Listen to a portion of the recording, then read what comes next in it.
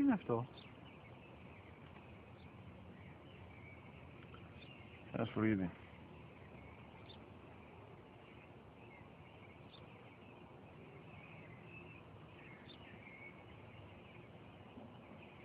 Τι είναι αυτό?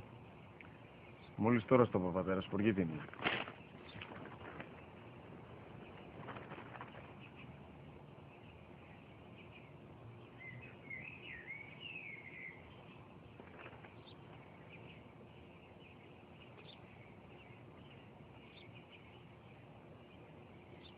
Τι είναι αυτό?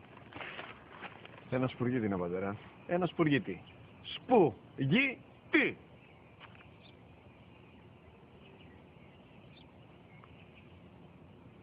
Τι είναι αυτό? Γιατί το κάνεις αυτό το πράγμα, μπορείς να μου πεις? Τόσες φορές σου είπα, είναι ένα σπουργίτη. Δεν το καταλαβαίνεις. Πού πας?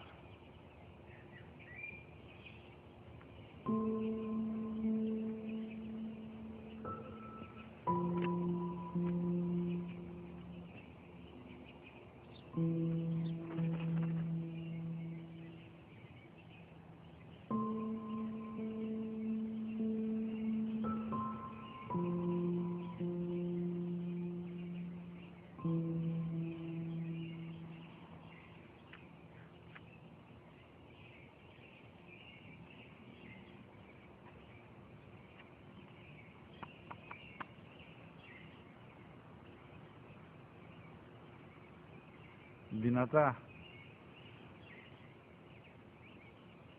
Σήμερα ο μικρός μου γιος που πριν λίγες μέρες έκλεισε τα 3 καθόταν μαζί μου έξω στο πάρκο όταν ένα σφουργίτη ήρθε και κάθισε απέναντί μας.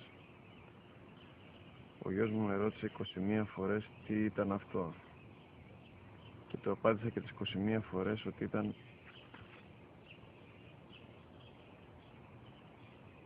ένα σφουργίτη. Τον αγκάλιασα τρυφερά και τις 21 φορές που μου έκανε την ίδια ερώτηση, ξανά και ξανά, χωρίς να εκνευριστώ, νιώθοντας στοργή για το αθώο μου αγοράκι.